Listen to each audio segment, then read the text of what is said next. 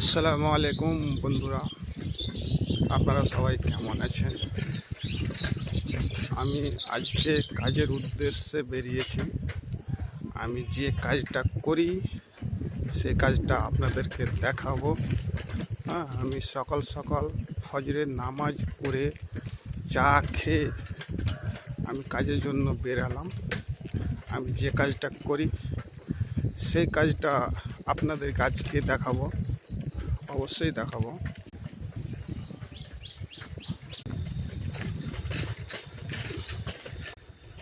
বন্ধুরা, এটা হলো একটা মাদারধান নদী। এই নদীটা জিনারা এক রাতে খুঁড়েছে। এই নদীটা জিনেরা এক রাতে খুঁড়েছে।